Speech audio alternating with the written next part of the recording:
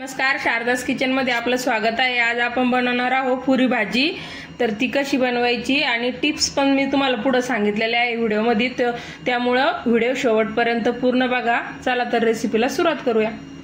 सगळ्यात पहिलं आपण पीठ मळून घेणार आहे। हे बघा, अशा मोठ्या वाटीने मी 1 वाटी गव्हाचं पीठ घेतलेलं आहे। पोहे खायच्या चमच्याने 2 चमचे रवा घेतलेला आहे बारीक। चवीनुसार मीठ टाकायचं। याला थोडं मिक्स करून घ्यायचं। रवा टाकल्यामुळे ना आपली पुरी अशी मस्त वरून क्रंची आणि मधून सॉफ्ट होते, त्यामुळे रवा टाकायचा 2 चमचे। इथे 1 मोठा चमचा मी कडकडीत तेल गरम करून घेतलेला आहे। हे मोहन याच्यामध्ये टाकून द्यायचं आणि आता याला व्यवस्थित मिक्स करून घ्यायचं। तेल टाकल्यामुळे ना आपली पुरी मस्त अशी टम्म फुगती आणि एकसारखी तळल्या जाते, त्यामुळे तेल नक्कीच टाकायचं। असं व्यवस्थित मिक्स करून घ्यायचं। ते छानपैकी मिक्स झालेलं आहे। आता आपण थोडं थोडं पाणी टाकून एकदम घट्टसर गोळा बनवून घ्यायचा याचा पिठाचा।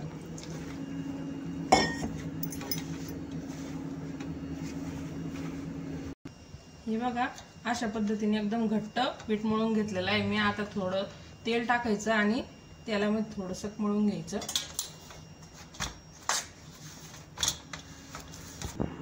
हे बघा, आपला उंडा एकदम भारी मळून तयार आहे। आता आपण याला झाकण ठेवून 10 ते 15 मिनिटं भिजू द्यायचं, म्हणजे पुरी चांगली होती आपली। आता आपण भाजी करून घेऊया। आता इथं कढई गरम व्हायला ठेवलेली आहे, त्यामध्ये 2 चमचे तेल टाकून घेतलं। अर्धा चमचा मोहरी टाकायची। मोहरी चांगली तडतडली का जिरे टाकून द्यायचे। आता थोडंसं कढीपत्ता टाकायचं। 1 मीडियम साईजचा कांदा कट करून घेतलेला आहे, ते टाकून द्यायचा। आता कांदा चांगला परतू द्यायचा, कलर चेंज होईपर्यंत थोडासा हलकासा। कांद्याचा थोडा कलर चेंज झालेला आहे। आता अद्रक लसूणची पेस्ट टाकायची 1 चमचा। मिनिटभर परतून घ्यायची चांगली तेलामध्ये। इथे 1 टमाटर कट करून घेतलेला आहे बारीक, ते पण टाकून द्यायचं। मीठ टाकून द्यायचं चवीनुसार, टमाटर लवकर परततं। आणि आता टमाटर चांगलं गाळा होईपर्यंत आपल्याला परतू द्यायचं आहे। आपले टमाटे थोडे सॉफ्ट झालेले आहे बघा। आता आपण सुके मसाले टाकून घेऊया।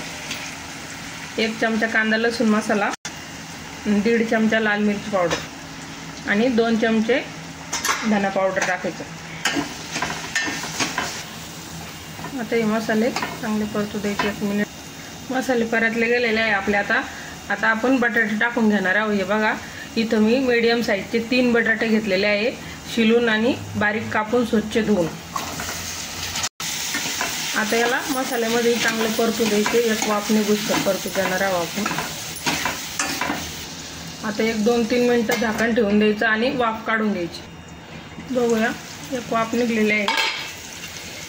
आता आपले बटाटे ना मसाल्यामध्ये मस्त कसे परतले गेलेले आहे।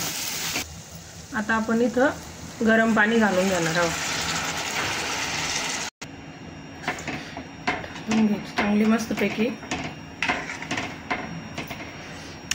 आणखीन थोडंसं पाणी टाकते।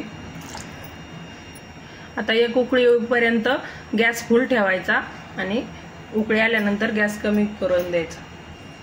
आता कोथिंबीर टाकून घ्या थोडीशी।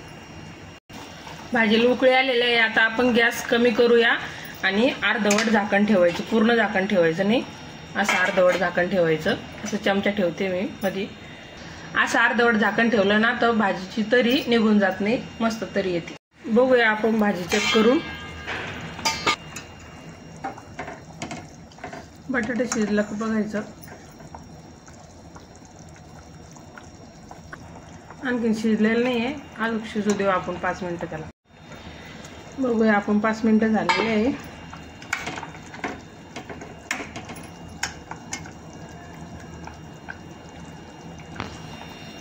हे बघा, शिजलेलं आहे आपलं बटाटा। आता भाजीचं गॅस बंद करूया आणि झाकण ठेवून देऊया। चला, आपला उंडा भिजलेला आहे इथं। आता आपण याच्या पुऱ्या लाटून घ्यायच्या। असं गोळा तयार करायचा आणि पुरी लाटायची। हे बघा, मी अशी तेल लावून पुरी लाटणार आहे।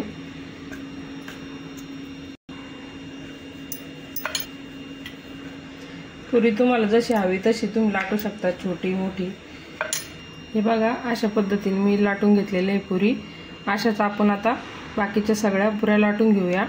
आणि तेल लावल्यामुळे ना आपलं तळण्यामधलं तेल आहे ना खराब होत नाही, त्यामुळे मी तेल लावून लाटते। पीठ लावून पण लाटू शकता।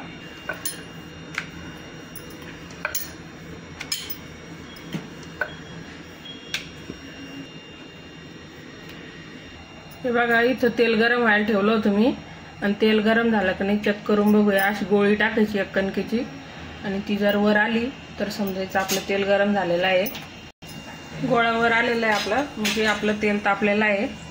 आता आपण पुऱ्या तळून घेऊया। आणि पुऱ्या तळताना आहे ना गॅस कधी त्याला फुल ठेवायचा, म्हणजे ना पुरी आपली छान तळल्या जाते। आणि टाकल्यानंतर अशा हलक्या हाताने प्रेस करायची बरोबर। बघा मस्त तळल्या गेलेली पुरी।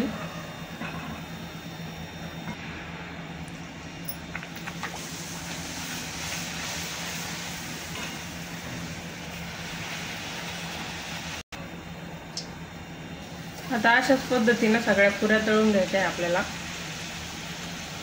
बघा आपली पुरी भाजी तर तयार झालेली आहे। एकदम अशा टम्म फुगलेल्या पुऱ्या आणि मस्त चमचमीत भाजी तयार झालेली आहे। तुम्ही नक्कीच ट्राय करून बघा। आवडल्या असेल तर मला कमेंट करून नक्कीच सांगा।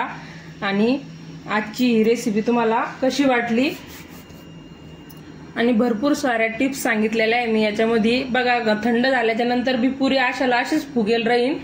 तर नक्कीच आवडले असेल तर मला लाईक करा, कमेंट करा, आणि शारदास किचनला हक्काने सबस्क्राईब करा। आणि अशाच नवनवीन रेसिपी बघण्यासाठी भेटूया पुढच्या व्हिडिओ।